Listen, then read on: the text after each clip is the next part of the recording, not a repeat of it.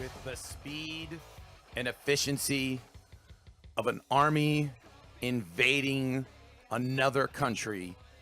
It's the Mike Sasson Show. Welcome. You're listening on the River's Edge at www.riversedgepgh.com or on TuneIn Radio or on Facebook Live, or you're listening after the fact when it becomes a beautiful podcast on iTunes, Google Play, or SoundCloud. Today we have a very special episode. In a couple minutes, we'll be interviewing my personal friend, Norlex Belma. He's now a New York comic, but he started out here in Pittsburgh, and he's having his first Lex Fest. You might have heard him on DVE. You might have seen him on PBS, but he's going to be here in about 10 minutes. Also, I'll be telling you a personal story about a kid that I coached at Fox Chapel who just got drafted this week. Tell you about that, my feelings on that. Also, news and notes, teacher of merit, poop on you. It's an extravaganza that honestly, I'm giving people this guarantee, Alex. If they don't like this show, the next show is free. That's how I'm putting it. That's how I'm trying to sell the people on the internet radio. Again, I think that's great. That's a great way to do it. Absolutely. Again, my name is Mike Sasson. That is producer extraordinaire Alex Clemens. I came in today and I was like, you know what? The traffic on 28's not bad. There's no oil fire like there was last week. Oil fire. There's no, so I walk in, but guess what happened, Alex? I don't have to guess. I was here. I had a particular spot on the street out here in Millvale. We're in beautiful Millvale Studios. That the meter was busted. It was permanently on 2 hours. So I was like, okay, I park there. I save a few bucks. I'm good because I have gotten ticketed for not putting money in the meter. Guess what happened, Alex? Someone parked in your spot. They worse. Fixed it. They fixed the meter. Oh gosh, how horrible people doing their jobs. Exactly. They're the worst. People who are competent and doing their jobs, I have no place for in my life. But hopefully another meter breaks. If there's somebody in Millvale that knows of another meter that's broken so I can park there and not have to pay. Just get some quarters. I don't ever complain about it. I understand you don't. I understand, because your life is a wondrous journey in magic. I have what would be, by most people's accounts, a horrific life. You can even pay with dimes. You don't even have to have quarters. You could have dimes. When the hell do you ever use dimes? Never. So all those dimes that are all in your wallet or your car or anywhere, you just collect those and you can put them in the meter. How amazing is that? You don't even need quarters. Alex, I have so little in my life. This was one thing that I had. You have dimes somewhere. I guarantee it. But I was going to collect those dimes, and that was going to be eventually my retirement. No, it wasn't. It was collecting it. It was gonna form interest, and soon I would be 100aire. I don't think that you're gonna retire anytime soon. No time soon. Especially, you got some time. Yeah, with the vast Sasson fortune, I might just never retire. But again, thank you very much for listening. Big news this weekend for me. Had a great show out in Johnstown, Pennsylvania, with the great Terry Jones. Always great conversating on the long ride up there with him. Also with PJ Williams, another great comic. That's one of the fun things about comedy. If you ever wonder why a guy gets a lot of gigs, a lot of times it's because they're great on the car ride there. If you're not cool on the car ride, you'll find that your gigs start to dry up. But those were two great people on the drive up there. So we get to Johnstown. All right, we get to the place. Terry had played the place before. So he kind of knew the lay of the land. He had known the owner, all that kind of good stuff. We show up to the venue, and he sees a gentleman walk past us. Elderly gentleman. Walked very, very slowly. Now, Terry... Yes, they do. Yes. Terry's not big into hyperbole, but all of a sudden, he sits there and goes, oh, God. That guy could ruin the show. And I'm sitting there going, well, why? What's up? He goes, that guy thinks he's a comedian. That guy always comes up to me during this show, because he's been there a couple times, always comes up to us and says, hey, I'm a comedian. I'm trying to get spots in Pittsburgh. Can you help me out? All this other kind of stuff. And we have a picture of him just so you get a visual of what the man looks like. And so he comes up to us, and this is honest to goodness what he does. He looks at me, he looks at Terry, he recognizes Terry, and he comes out and he's like, I'm a comedian. And he hands me his business card, calls him the cynical senior. That's what it says on his business card. That's adorable. Isn't it? And he comes and he sits there and he goes, yeah, I have Parkinson's. It's kind of like being electrocuted. Now, here's the thing. I didn't know that was like his first line. I didn't know that he was trying a joke out on me. I just look at him and go, uh-huh. Okay. And he goes, wow, you're tough. And I'm just like, I don't. Tough crowd. Yeah, tough crowd here. So eventually, like, Terry's like, yo, you want to do some time? And which means you want to get up on stage and do a couple minutes? And I go, yeah, I don't care, whatever. So we're not in a position to make that decision. It's the owner of the place. Right. So we go and find the owner of the place, and we sit there and say, hey, there's this guy. And he's like, no. No. He knows the guy. Yeah, he's like, I've seen him before. He'll walk the audience. And I'm just like, he's that bad? He goes, you guys, there is no language restrictions. We are not, but here's the thing. With that guy, there would be. Because he goes beyond anything remotely considered disgusting, racist, anything like that. He goes, he will walk people in the audience. I will lose money if that guy starts talking. Oh, God. So I go, well, I didn't want to break it to this guy. And so he goes, no, we'll handle this. Like, this is how upset. He's like, we'll handle this. He brings the bouncer over. Big guy. Walks over. He walks over to the gentleman. He goes, here's the deal. Sit there. Drink your beer. You say a word. We're throwing you out. Because the last time he was there, he did the same thing. And Terry said all he did during the entire show was just shout his jokes. He was just like, you'd be in the middle of your set and he'd just be like, three guys walk into a bar. And we're just like, oh, God. That sounds great. Yeah, that's why we wanted, like, Terry was ready to sit there and say, Mike, 20 to 30% of your act for the next couple minutes might be dealing with this guy. And so the reason I want to share that is when people sit there and they talk about, well, you know, I could never do that in comedy. The toughest part about comedy isn't necessarily getting up on stage. It's the stuff that you don't anticipate.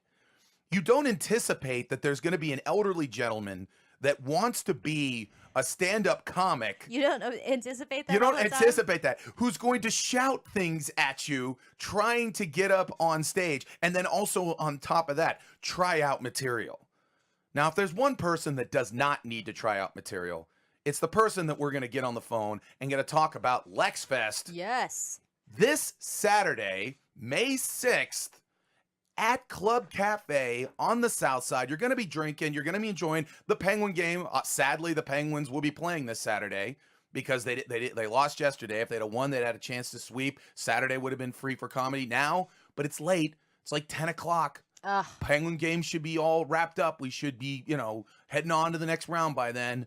And you're going to come enjoy Norlex Belma's first LexFest 1. We'll be talking with Norlex in a couple minutes. We're going to be taking a break. Get him on the phone. You're listening to The River's Edge. It's the Mike Sasson Show. My name's Mike Sasson. That's Alex Clemens. We will be right back. Hey, listen up for some sweet pizza discounts. The River's Edge is partnering with Frank's Pizza and Chicken to offer you 10% off your ZA. That's short for pizza. Seriously? ZA? What? Anyway, mention you heard this ad and Frank's will give you 10% off your order of $15 or more. Oh my God, have you tried their famous buffalo chicken pizza? Oh, don't even get me started. Can you name all 4 Frank's locations? Millville, obviously. Troy Hill, Shaler, and North Hills. Gold Star. Anyway, support the River's Edge Radio Network by ordering from Frank's Pizza and Chicken the next time you get hungry for some ZA. And don't forget to mention you heard this ad so you get your 10% off. Go to frankspizzachicken.com for more info. Offer good for a limited time. Order mostly $15 or more before taxes. Cannot be combined with other discounts or offers. Other legal jargon and whatnot. Hey, this is Matt Geika, your host of Geik's Got Game, 8 a.m. every Friday here on the River's Edge. I'll take a peek behind the sports media curtain, zoom out for the big picture, and as always, obsess over the details of the sports, teams, and players we love or love to hate. It's Geik's Got Game every Friday at 8 a.m. on the River's Edge.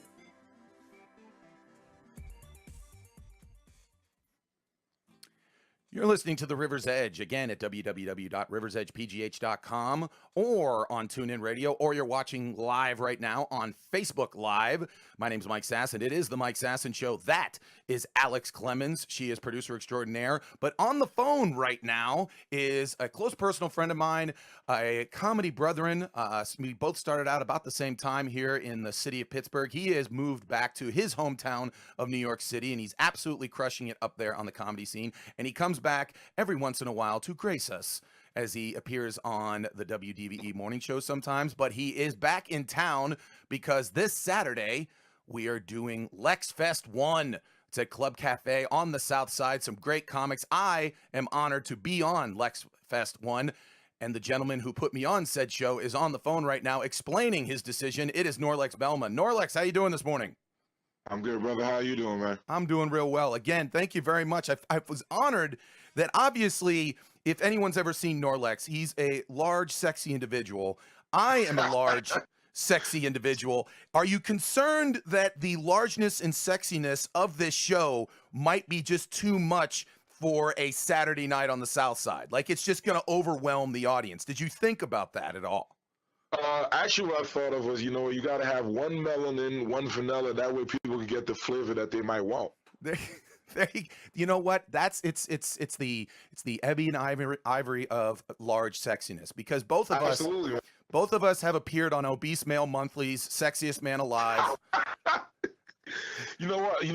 Both of us look like dudes who should have been in DXL commercials, but they chose a slightly more handsome guy. Yeah, like we were at the audition. Like right, we were both there, and then a guy who, like, his goatee looked a little bit better, or like he knew the director or something like that. And we were like going, yeah, it's all politics, that kind of stuff. Yeah, absolutely. We were definitely heard. But we were both on like the one for like Cece's Pizza. Like that was the one where we eventually got the work there.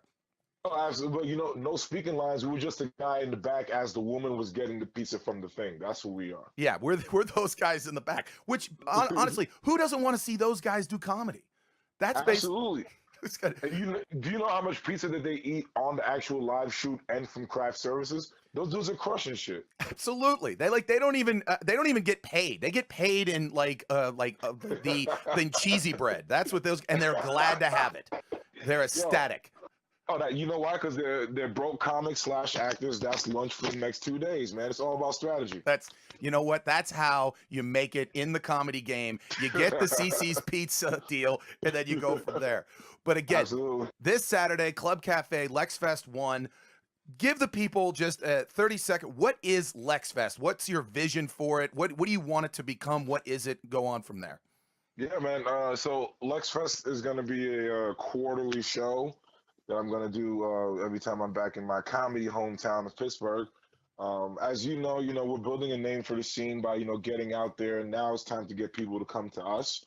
So what I'm doing is I'm doing half New York, half Pittsburgh. So people that I work in New York clubs with, in New York, weeklies and monthlies, I'm bringing them up to the Berg to work with guys like you that I came up with that are really doing very well. And that way we kind of, cross the streams a little bit. That way, New York comics can come to Pittsburgh whenever they want because they've made connections. Pittsburgh comics can come down to New York whenever they want because they have me, also the guys that they've met on my show. And eventually, I want to expand it regionally. Like I know comics in Philly, I know people in Indianapolis, I know people in Toronto, I know cats in Buffalo.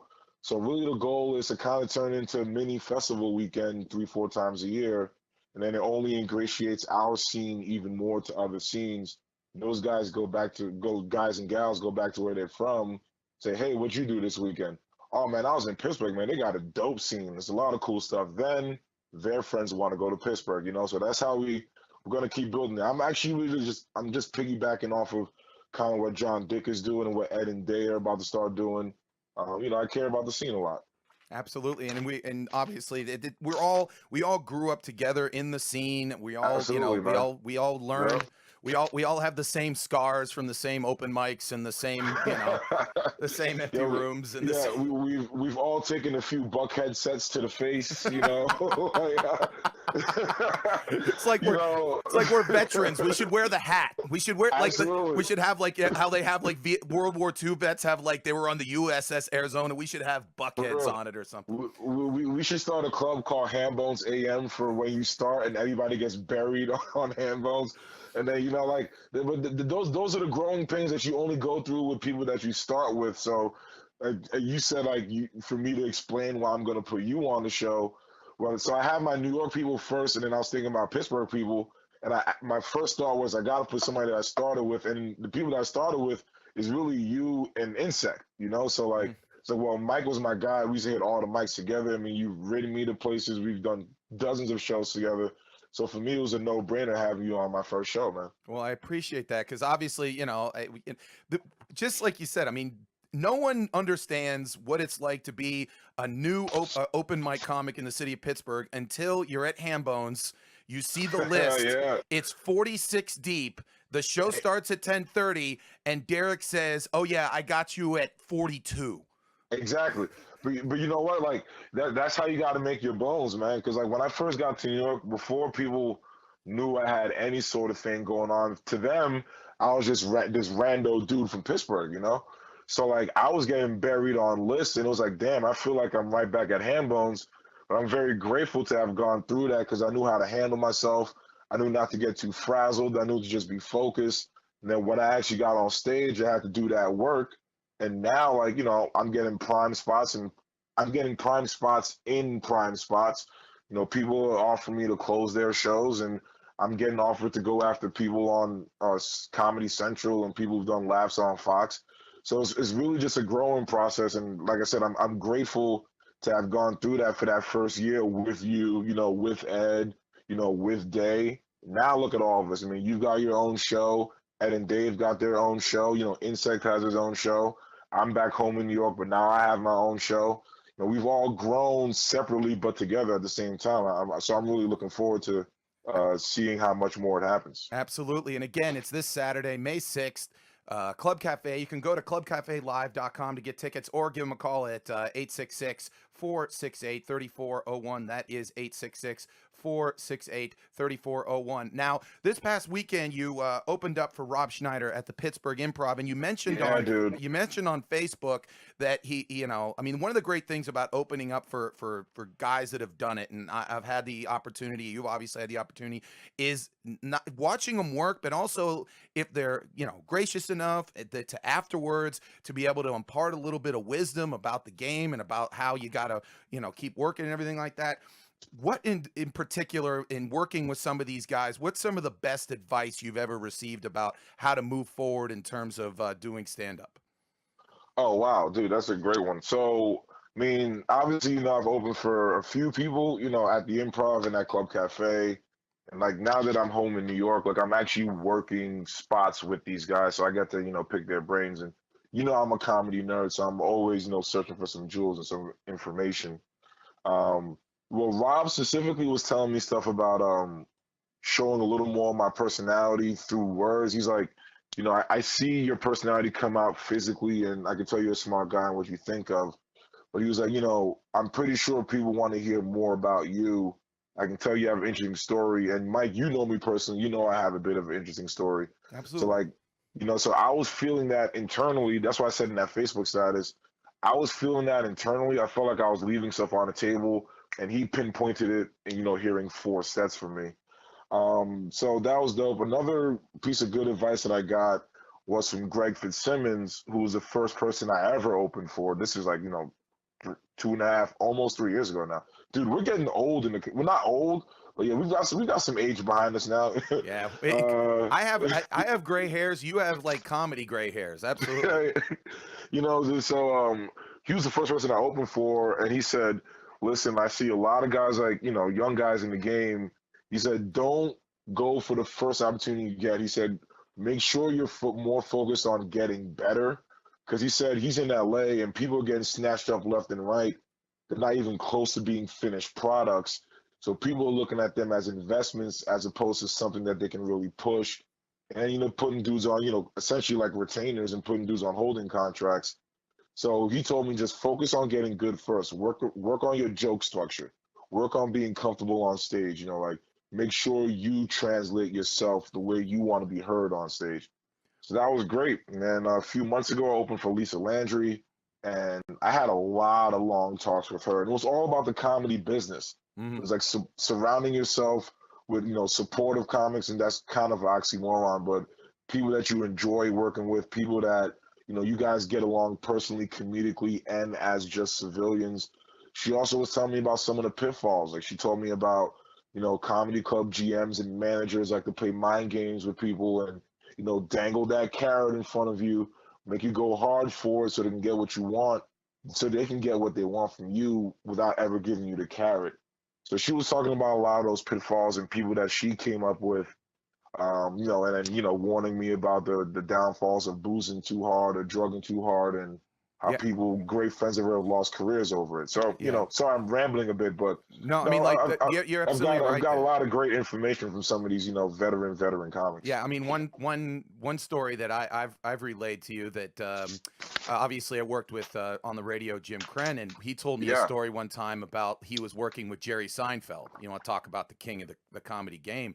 Yeah, And he just shot a special the other day at the Comedy Strip. At the I got it. All right, off. I'll tell you a story about the comic strip. I was up in New York a couple weeks ago. We'll get to that. But okay, Yeah. so I was Jim was telling me that he was working with Jerry Seinfeld. Jim was, you know, still a young comic, and at the time, you know, Jim was having a good time and you know being a young comic, and you know they would give him a drink and he'd have a drink and everything like that. And then, you know, like how you do with comedy, you know, you're doing a weekend with a guy, eventually you go out to breakfast with him, all this other kind of stuff. And Jerry Seinfeld looks at Jim and sits there and says, "Hey, Jim, you're talented. You got a great future. But I noticed that, you know, you got to remember, this is your workplace. You know, Right. if this is your office. And, you know, if you want to have a picnic every week at, you know, the comedy club, that's all that's going to happen in your career. You're just going to have memories of some nice picnics. But if Yeah, you wow. want to have, you know, a career, and this is the line that Jim always remember. He goes, last year, the way I look at it, I wrote myself a Porsche. And Wow. this was back when, like, this was before Seinfeld. This is like the, you know, the mid 80s. He goes, last year, the way I look at it, I wrote myself a Porsche. That's how I look at it when I go to the comedy club, which is why, you know, I mean, I appreciate people who sit there and they have a few drinks or whatever like that. But to me, you've seen me when I go to when you open mic or said, you don't fuck around yeah, at it's all. this is my workplace. This is my life. This is what I've chosen Yeah. to do. So hey, if you want to see guys who are this freaking fun, then come this Saturday to Club Cafe. dude. ClubCafeLive.com. Again, you can go there online at ClubCafeLive.com or Yeah, call them up at 866-468-3401. What's up, Norlex? Yeah, no, this is real quick. I just wanted to let people know it's $7 if you buy your ticket right now. But if you wait until Friday, online is going to be 10, and at the door is going to be 10. So if you're trying to save that $3 and get yourself an extra Yingling, you got to get your ticket before Thursday at midnight. See, there's two types of peoples in the world, Norlex: givers and takers. You're a giver. Yeah, man. That's what it's about. Well, I'm a good Catholic boy. That's the way we're raised, you know. See, you can have a Yingling or you can have some Sacramento wine. That's basically what we're talking about. This is both count as boozing, baby. there you go. What just looks better in the eyes of the Lord? Absolutely. This is Norlex Belma. Hey, thank you very much, Norlex, for calling in. Again, I will be there. Honored to be there. It's going to be awesome. Great New York comics, great Pittsburgh comics. It's going to be just incredible. It's Saturday night. It's after the Penguin game. You're going to have fun. Come out. Again, Club Cafe. You can go online at clubcafelive.com and save the $3. Do it before the night of the show and get an extra drink in you. That's Norlex Belma. Thank you very much, Norlex. Of course, brother. See you later this week. See you, brother. Peace. All right, that is Norlex Belma. My name's Mike Sasson. We will be back. We're going to have bar thoughts and experiences with Alex. It's the River's Edge. We'll be right back. Would you be interested in developing conscious choice? Would you be interested in creating reactions rather than waiting for one to come? Would you be interested in combining serendipity and synchronicity? Would you be interested in making 1 + 1 = 3?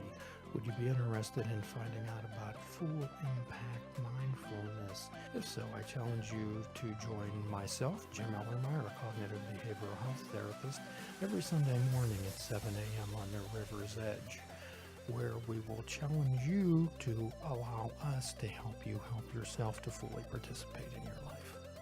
Let the adventure begin.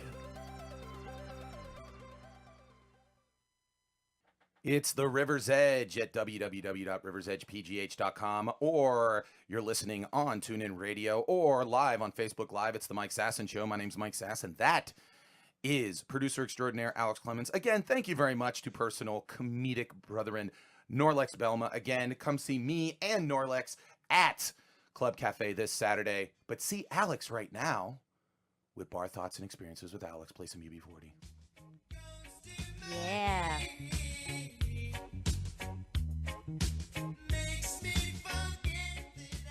I feel so hip right now. While you were doing the interview, I just did a live Instagram story for us. Wow. And I've never done one of those before. I feel Ooh. like, one of those kids. One of those kids, one of those cool kids. I feel like the cool kids. Yeah, it was kind of exciting. So if Do you any, know that Instagram, that feature now, more people do that than even Snapchat?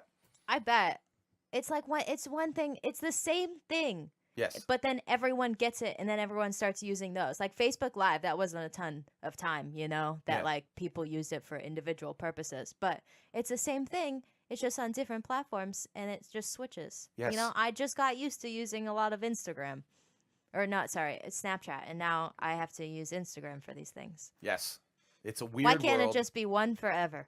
Well, that's why, like, if you ever talk to people that are in the technology business, that's what scares the hell out of them, is because it's not like they sell something tangible. It's not like they grill cheeseburgers or they make cars or whatever like that. It's just something like, oh, it's an app. Oh, well, this other app can do the same thing. Well, you're screwed. There goes your money. There goes your billions. Yeah. But Alex has billions of friends. You're one of them. She's going to tell you about her bar thoughts and experiences. So this weekend I had an awesome weekend. One of my good friends, John, he graduated from Point Park. I'm so proud of him. Congratulations, Don. Yes. And then on Sunday, I had an awesome day. I thought I was going to spend the whole day by myself, which I was pretty excited about because I don't get to spend a lot of time alone. Like barely any. Living with 3 roommates, you don't spend a lot of time alone. You live like a 70s sitcom. Yes. It's Four's Company. Yes, except there's too many dudes. It'd be the opposite because It's a sitcom for women. Yeah, it'd be like the Three's. Men don't watch it. Yeah, it's the Three's Company, but it's on Bravo. It's like if you mix Three's Company with like It's Always Sunny. Yes. Those two together. Mm-hmm. That's what it would be. Yes.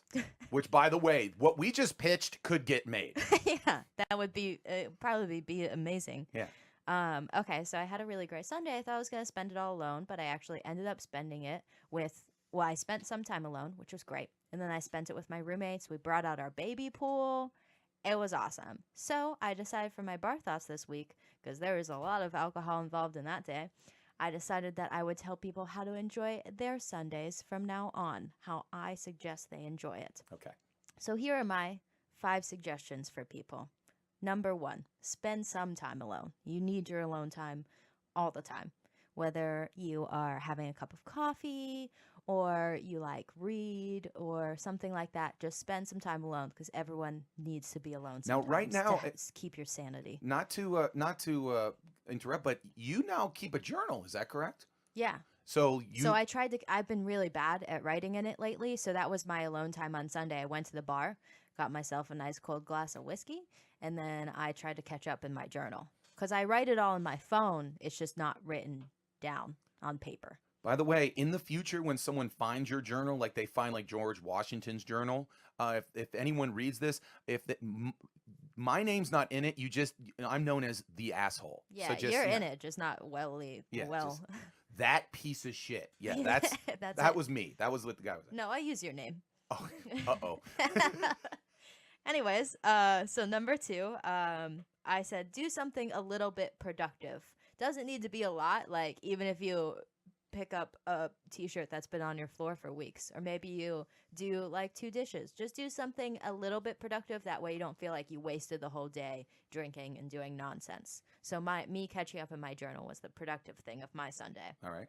Number 3, spend some time with your family or friends, and quality time, not you guys sitting around a TV watching TV, actually talking to each other or just like enjoying something together where you're actually interacting with each other. So normally on Sundays I have dinner with my family. Oh, that's nice. Yeah, but my parents are in Florida enjoying their lives. So I decided to spend it with my roommates instead, and we don't usually get that. No one's home on Sundays normally. So that was very nice. So that's my third tip. There you go. Number 4, include alcohol if you are not hungover. If you are hungover, drink lots of water. There you And then maybe alcohol later. Yeah. You can Or put just a little, keep drinking. That's how you stay. That's how you avoid the hangover. Just keep drinking. Yeah, exactly. That's my tip. And that's also how you become an alcoholic. Well, you got to take a little slings with the arrows. Come on. And number 5, if at all possible and the weather permits, get a baby pool and use it and splash around like a little kid. Because it was like 80 something this week. Perfect for baby I pool went weather. home. Okay, so I was drinking at the bar by myself for a good, I don't know, like 5 hours. And I came home and I was feeling good. And all my roommates were just sitting there inside. And I was like, what are you guys doing? Like, it's a beautiful day outside, but it's too hot for us to just sit out there. Why don't we blow up the baby pool? We looked like such white trash, though. We had to put the baby pool on top of my car. We only had a car pump to blow it up. So we had to put it on top of my car and blow it up like that. And we're all just like sitting in lawn chairs on the front, like drinking beer and stuff. We're good white trash. Well, that's why the white trash do that, because it is fun. It is fun. It and is it's fun. a great time. You lived a country album. Yeah. Yeah. If I could have a real pool, maybe I would, but No. I can't. No. And so I, make do with an awesome baby pool and we splash around and have fun. and Here's what you're drink. going to do. You're going to be the kind of eccentric celebrity when the Mike Sasson Show becomes the most popular form of entertainment on the planet Earth. And you will sit there and someone will go, what do you want in your gigantic mansion? You're like, I want the world's largest inflatable baby pool. A gold one. Yes, a gold one. Solid. Well, maybe not solid Yeah. gold. I don't think that would be Yeah, comfortable. it's gold. right? Yes, you would say you'd want it solid gold, and then the architect would be like, well, Ms. Clemens, do you understand that actually would not No, I inflate? want it. Yeah, and then you just throw something at him, and And then it's the whole outside of it is surrounded. There's alcohol and then also tacos just surrounding the whole outside of the pool. How amazing would that be? see, that's Dream. That would be the only thing. I don't even want a mansion. I would live there yes. in that baby pool. You'd live in it. Like people would come by and they'll like be celebrity. Like, well, there's Warren Beatty's house, and there is where Jimmy Kimmel lives, and there the giant taco filled inflatable pool is Alex Clemens from the Mike Sasson Show, and they'd be like, wow, she's weird. And then they'd move on, and then you'd be like, hey, you want to come in? And then they'd be like, sure. And you'd be like, no, I'm better than you. And then you'd throw a taco at them. No, I totally invite them in. Oh. Anyone's allowed, unless Any- you're creepy. Then no, get out.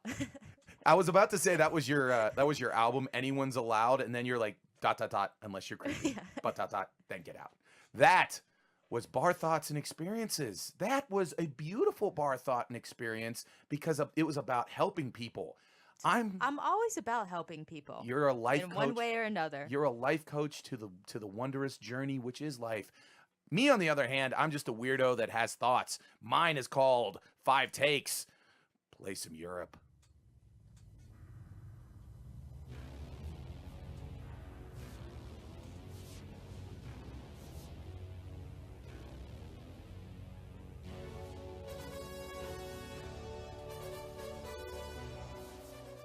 It is 5 takes. These are 5 things that I've thought of over the past week. I'm going to share them with you. It's a pretty easy concept. I hope you picked up on it. First take. The NFL has absolutely come up with a great concept with making the draft into a festival. I don't know if you saw that this weekend, for the first time for years, the NFL draft was held in New York. They held it in Rockefeller Center. It was very stale. It was very plastic. And then also by like day 2 or day 3, it was kind of cavernous. There was no energy in the place. It became very kind of boring. Well, they changed something this year. They took it to Philadelphia. What? They made it essentially like a Coachella for football. They had the draft. It was all the people came out. And the thing that got it was the energy in the crowd with a bunch of Philadelphia people incensed by the fact they've never won a Super Bowl, hoping that their team will draft someone great. Everyone was like, this is amazing. And I'm just like, the NFL is so damn lucky they have fallen face first into a pile of golden poo, because now all of a sudden, not only can they award a city the Super Bowl, now they can award a city the draft, which is again now going to become an open air football festival, something that even Alex would attend because I got a feeling she likes festivals. Another thing, this is sports related. ESPN needs to figure out what it wants to be, because last week it laid off 100 people because they claim they're losing hundreds of millions of dollars. Now, the reason why is because they signed a bunch of bad deals with leagues, but some people are saying they're losing viewers because they're getting a little bit too political. Here's my thing. When I'm watching SportsCenter, do I want to hear about politics? No. If I turn on Fox News, MSNBC, CNN, then yeah, I want to hear about politics. The noon SportsCenter, I want to see highlights. So, in my opinion, ESPN, figure out who you are and kind of go from there. Billy Madison. You ever seen the movie Billy Madison? Yeah. Okay, great movie. I just came up with this fact that the story of Billy Madison honestly parallels the life of Jesus. Because, okay, it's a guy who has a really powerful, famous father, doesn't want to actually, like, for a while, work through, like, and do his dad's business. So he kind of just gleans through with his buddies. And then all of a sudden he realizes that he has to take on this responsibility. Kind of makes Billy Madison a little bit deeper than, we all thought it was. If you say so. There you go. You completely disagree. Again, they're just 5 thoughts. It's not 5 facts. Also, why is it anytime I make anything like pancakes with syrup or a peanut butter and jelly sandwich, I have yet to master the fact that everything around me is become sticky for like the next hour? I have not been I don't think anyone has mastered that fact. I don't think that's I don't think it's possible. I feel I feel terrible because like I'll have pancakes, in the morning because I love me some pancakes. And then like an hour later I put like something down and like, wait, why is the paper sticking? I'm like, I was clean. I even wiped it up. I don't know what it is about jelly or syrup. It somehow flies into places that you've never even considered, and just there's no way to. So you're telling me you have not mastered this? It's not possible. Not even Jesus could do it. Why? What is it about jelly and syrup that makes it that I understand it's because it's fun. But why is it everywhere? Why does it get everywhere, Alex? I'm not a big fan of that. It's just like you, Mike. Why do you stick around? Why do you stay everywhere? You're everywhere. And you're just there forever. And I can't get rid of you. I'm the human form of syrup. You know what? Yes. That will be one of we have so many names for your comedy albums. Yeah. I need more material just for my comedy albums. Here's another one. Should I have been that weirded out when I saw a guy in the Costco bathroom shaving? Like just randomly, you'd think you're going to the bathroom. I'm just doing my normal bathroom thing. I go over to the urinal and I see a gentleman just shaving. Only because you need a membership to get into Costco. That's the only reason. Because I could understand like a homeless person going into somewhere and like shaving. Cool. Awesome. But you need a membership to get into Costco. Yes, in Cranberry. So I'd assume there's not many. Maybe that person just, maybe they were at home and they didn't have a razor, and Costco was the closest place on their way to work, so they had to go to Costco and they had to shave there before they got to work. Maybe they're going to an interview and they absolutely couldn't do it at the interview because they didn't want the person to see them with their full face, These make me feel a lot better because at the time I was just like, this is a weirdo who just robbed a bank. You got to give some people some credit. I thought he robbed a bank, but also has a Costco membership, so he's doing okay. Yeah. Well, when you rob banks, you can afford, $55 a year. Maybe he's even an executive member and had charged like $110. But yeah, it just was weird because I had to turn around to urinate, and I was like, I don't know if I should turn my back to this guy. This guy's just a weird dude. Cut you with his razor. Exactly. See, I trust people a lot more. I don't know. Have you ever walked into a bathroom and seen a woman shaving her legs in the bathroom? Like, I have personally done that. I have personally cleaned my legs off in a public bathroom in the sink. why did you shave in the bathroom in a public place? I don't remember. I was probably wearing something. It was probably the same exact situation that I was wearing something. I forgot a razor, had to go buy one. Where else am I going to do it?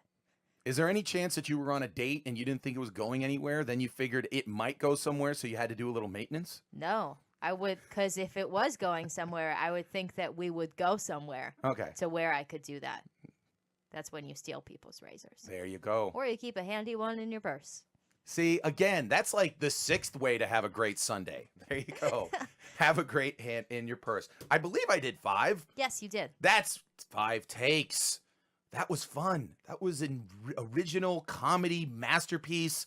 I'm just basking in my own goodness. Okay. Moving What's on next? to a very special poop on you. Do we have? Isn't it always special? It's always special, but this is a very special one. Why? I don't know.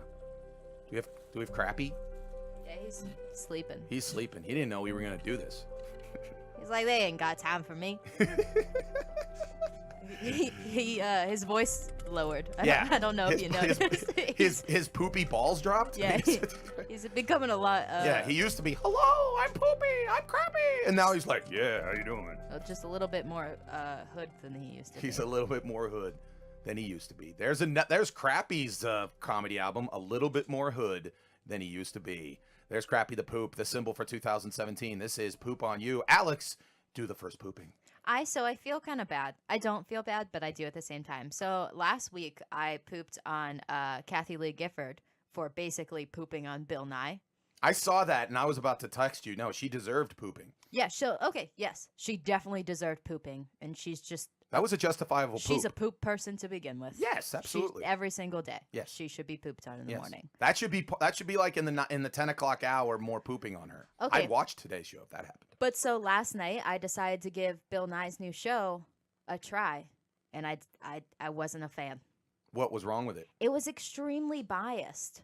Like, his whole show was him trying to prove his side of the point. Mm-hmm. So he like does science and stuff, and he has like a panel discussion, but he has and then he has correspondents that like go out and do like interviews and stuff for him, okay? Mm-hmm. But the correspondents are all on his side of the arguments. Uh-huh. And then he has a panel discussion where he brings in other people that would show the other side of his argument, but then the people, him and the other person that's on his side, just completely interrupt them the whole time and don't give them a chance to talk. So they're never showing the other side of the argument, and he's just extremely biased about everything. And like, if you're a true scientist, which he's not. he is. No, he's not. Well, he knows a lot about science. Though. Here's why I have to stop you there, because for some weird reason, I actually read the Wikipedia page of Bill Nye the Science Guy yesterday, because he like some people were getting mad at him for that exact reason. Yeah. He is a mechanical engineer. He's not necessarily a scientist. And so everyone. But he does still know a lot about science. Yeah, I mean, he's more educated in the field of science than, let's say, you and me. And to do science like correctly, you should not only prove what you are trying to prove, but also prove that the other side is completely wrong. That there is no chance that that other side is right at all. And he didn't do that. Like, he proved one thing. Like, his show should be longer in order to prove the other side. Or just prove his point, too. Because he's basically just making the whole audience biased to what he wants. And it just seems like someone's, there's people behind him paying him to argue that side. So look into the camera and tell Bill Nye that he needs to be pooped on. I don't, like, his show needs to be pooped on. Okay, not the human being, but the show. No, Bill Nye, you're an okay dude. You taught me science when I was little, so I don't, you're still cool with me. But your show just needs to be pooped on. It sucks. It's horrible. Okay, so actually what we should need to do where's the show? It's on Netflix. Okay, so basically somehow we need to physically get some sort of Netflix, like a piece of paper that says Netflix, and then poop on it. But I don't want to poop on all of Netflix. Yeah. Just his show. Okay, so like a symbol of his show we need to poop on. Yeah, yeah. Okay, here's who I'm pooping on. Who? Again, the NFL draft this past weekend. Jake Butt. Haha. Yeah, that's his name. That's hilarious. Yeah, that's not pooping on that. He's been pooped on enough because of that. Great tight end for the University of Michigan. Yeah, he is. Yeah, there he is. That's perfect. Yeah, there you go. That's so perfect. Yes. But okay, so last bowl season, a couple prospects decided that, you know what, bowls are stupid. I'm already going to be in the NFL and be a millionaire. I'm not. Right. Yeah, we I'm not talked going about to that. play in my draft in my bowl games. And everybody came down on him and said, that's not what you're supposed to do. And blah, blah, blah, blah, blah, blah. Well, this guy listened to those guys and played in the Orange Bowl, even though the Orange Bowl meant nothing. It was just an exhibition game between Florida State and Michigan. Well, guess what? He hurt his knee in the game. So guess what happened this past week in the draft? He went from a potential second-round draft choice to a fifth-round draft choice, which, according to experts, cost him $2.8 million. So, Well, shit. so guess what? I'm pooping on everybody who said, you've got to put your team first. Yeah, guess what? Putting his team first cost him $2.8 million. And oh, by the way, two guys that didn't play in their bowl games, Christian McCaffrey and Leonard Fournette, were both picked in the top 10, which shows that NFL people really don't give a damn if you play in your bowl game or not, because they understand that it's about your money. So guess what? Poop on all those people, unless you got $2.8 million to give to Jake Butt, because you cost him that. Poop on those people. Do you have any other poopings? I'm okay. I have one more pooping. I have Billy Ray Cyrus. Show the picture of Billy Ray Cyrus. Is this a recent picture? Yes, I believe it is. You believe it is? I believe it is. It was the picture that was in the article that was saying it, because he looks like a white trash Al Pacino. His hair is definitely not that color anymore. Yeah, He's old. Yeah, that's definitely his attempt to look like a white trash Al Pacino. Anyway, poop on Billy Ray Cyrus for trying to get something going in his life, so he made this big announcement. He's changing his name to just Cyrus. Wow. He's no longer Billy Ray Cyrus. He's just Cyrus. This is just like Snoop Dogg. It's just, well, Snoop Dogg changed his name to like Snoop Lion or Snoop and all this kind of stuff. But to be honest with you, So do you agree with that? Snoop's cooler and he's a Steeler fan, so he can do what he wants. But Billy Ray Cyrus, for looking like a white trash Al Pacino and changing her name to just Cyrus, which is really stupid, poop on you. That was Poop on You, brought to you by Coffee and Bran. We should get those people behind us. Hey, Crappy needs to fly to you.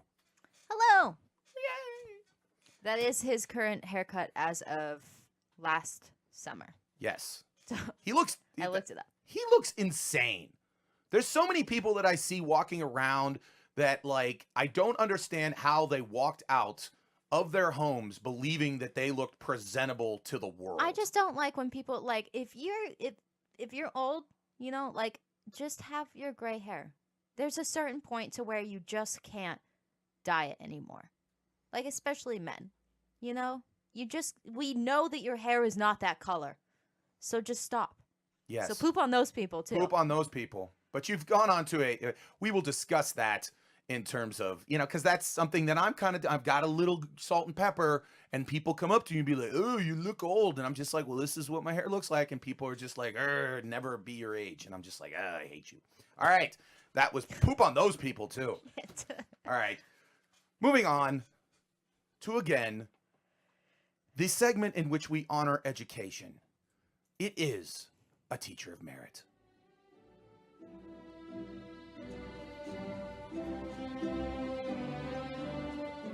This week's Teacher of Merit is Heather Lee Robertson. Show Heather Lee. This beautiful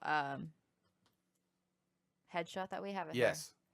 Mugshot. It's not her headshot. She's No, not it's trying a to headshot. get She's not trying to get work. If that was your headshot for like trying to get work at a comedy, it would probably work. Anyways, That's basically what yours looks like, I feel. You're making the you same took face. it, so I can't change your face. I'm sorry. here's that Teacher of Merit, Heather Lee Robertson. Here's why I picked her. First and foremost, because of a misleading headline. Here was the headline. Kindergarten teacher has threesome with students. And I was like, wait, what? Here's what actually happened. She didn't have a threesome with her kindergarten students. She, on social media, hooked up with a couple of students at the local high school. Thank God. Okay. I feel like the other story would have been much bigger news. I know, but okay, and they knew that too, because that's how the New York Right. Post put it. Yeah, it said kindergarten teacher in Texas has threesome with students, and I'm just imagining like 6-year-old. Oh, okay, fine. All right, but anyway, so on social media, she finds these guys who live in the area. Here's why she's a teacher of merit. This is how the threesome happened and how she's now under more charges. She just found the one guy. And they were like messaging back and forth, sexy pictures, all that kind of good stuff. Eventually she goes, hey, come to my apartment and we can, and all that kind of good stuff. And he goes, well, I'm with my buddy. Can he join us? And like a true teacher of merit, what does she say? Absolutely. Absolutely. I am an open, giving human being. I'll give you guys both an A. That's right, because I need the D. That's Heather Lee Robertson. I'm surprised though. How do these people, like, some of them I'm like, okay, I can see how you can convince some students to have sex with you, you know? This woman though, I don't know. How are you convincing? Maybe she doesn't look that horrible on a regular basis. You got to admit that they didn't let her put on makeup before her mugshot. Even though some of the teachers, they do put mugshots on, you're like, so you're saying some of them, you're like, okay, I get it. Well, you could already have makeup on when they arrest you. Okay. Apparently they didn't. Apparently she's probably in the middle of the threesome. But that was Heather Lee Robertson. She is a teacher of merit. Would you smile in your mugshot? I have. Okay. One time in college, I got arrested for being silly. And this was... You're not allowed to be silly.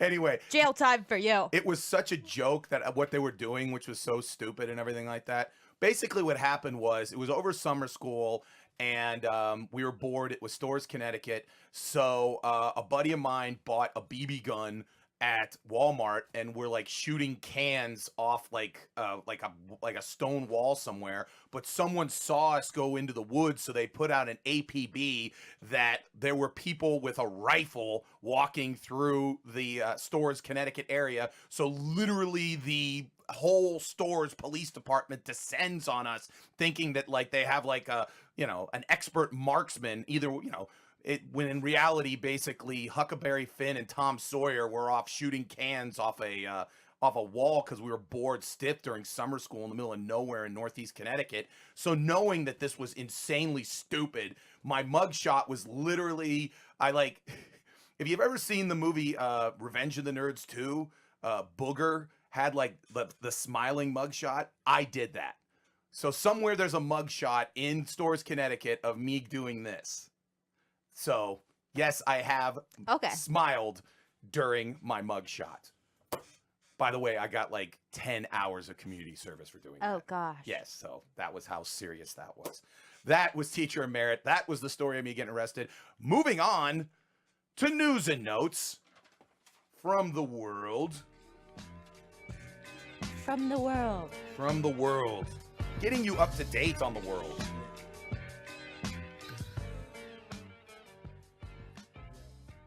I feel like there should just be jellyfish dancing to that song. I believe there are. First and foremost, Kim Kardashian is known for having a gigantic butt. Show the picture of Kim Kardashian's giant butt. That is it. That is it. As you can notice, there's a few ripples of cellulite on it. Well, Dr. Arden Rollis, who is the foremost plastic surgeon to the stars when it comes to the butt, basically says that Kim Kardashian, is a cautionary tale of how not to get a giant butt, because he says he knows for a fact that that is a fake butt. What she did was she took fat from her stomach, put it in her butt, and he says you can't take fat from problem areas and put it in your butt and think it's not going to look good. It's going to just become a problem area in your butt, which is why her butt looks like cottage cheese. So ladies, gentlemen, if you want the big butt, you just got to get underneath the squat rack. I feel like there's no way that your butt's going to be that big and it's look good. I don't think that's possible either. Though. Yes. But she watched. She's like the stare. She's There's like no way you could work out and make your butt that large and it look just great. Yeah. I don't think that's possible. Well, she should have at least tried. Next up, Tommy Lahren, the blonde 24-year-old conservative columnist, yesterday won a little bit of a victory over Glenn Beck and the Blaze. She has finally been released from her contract, so she can now do whatever she wants, go to Fox News, spew whatever she wants on the internet, because they came to an agreement. She was supposed to be under contract till September. She's now free to do whatever she wants.